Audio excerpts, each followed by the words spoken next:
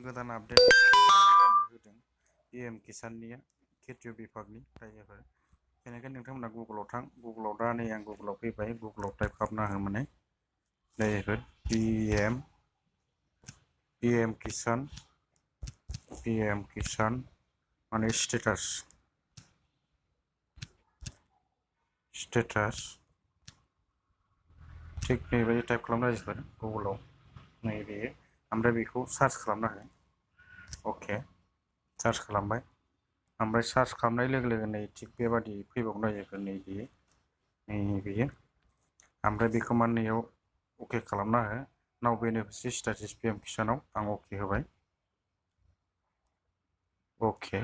ओमफ्राय थिग अके खालामनाय लोगो लोगो रायजोफोर नै बेबायदि फैगोन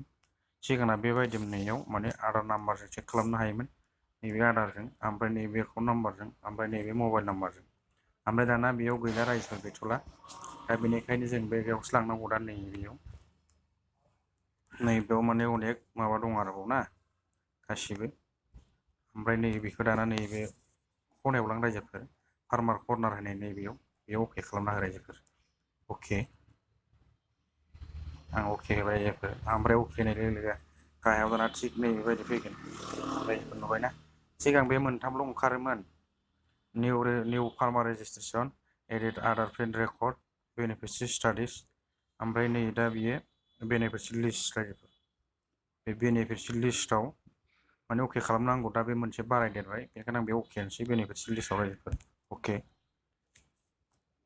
ओमफ्राय थिग अके होनाय लोगो लोगो नै बेबादि फैबाय रायजोफोर गोदान अपसन बियो दासो आपडेट जादों नै दिनैसो नैबेयाव होदों 16/10/2019 दासो जादों बे रायजोफोर एकदम नै बावाखै ओमफ्राय थिग बेबायदिनो बेयाव दंजोबो नैबे स्टेट सेलेक्ट खालामनो होदों डिस्ट्रिक्ट सेलेक्ट खालामनो होदों ओमफ्राय ब्लक सेलेक्ट खालामनो होदों ओमफ्राय नैबे मा भिलेज सेलेक्ट खालामनो होदों दा बेनिखायनो आं बेखौ नायनो रायजोफोर दा जोंना आसाम स्टेट नालाय आं नैबे आसाम स्टेटआव अके होनोसै अके आं आसामनि बेनिखायनो आं नैबे आसामाव अके रायजोफोर अके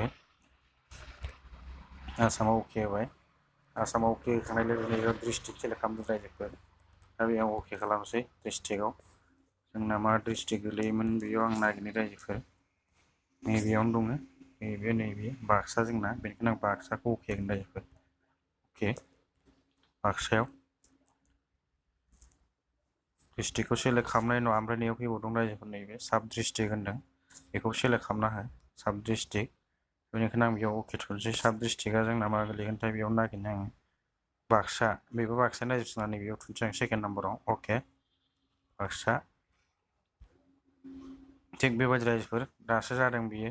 मोजां नायना ला चेक खालामनो हागोन नोंथांमोनाबो ओमफ्राय बेनि उनाव साब डिस्ट्रिक्टनि उनाव फैदों नैबे ब्लकखौ सेलेक्ट खालामनांगौ अके ब्लकआव ओमफ्राय दाना नैयाव गावबागाव ब्लकखौ सेलेक्ट खालामनो होगोन रायजोफोर दा जोंनिया ब्लकआ नैबे रायजोफोर जोंना जाला गोलैयो ब्लकआ दा बेनिखायनो आं जालाखौहाय अके होनोसै अके ओमफ्राय बेनि उनाव फैलायबाय रायजोफोर नैबेयाव मा फैलायखो दाना भिलेज सेलेक्ट खालामनो होदों रायजोफोर नैबे गावबागाव गामि मा गामि जेनेबा आं बेखौ अके खालामसै भिलेज अके होबाय थिग बेबायदि रायजोफोर नैबेयाव गोबां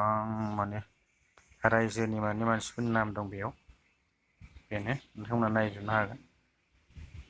थिग बेनिखायनो आङो जोंनि गामिया मामोनथाय आं नैबेयाव नायनि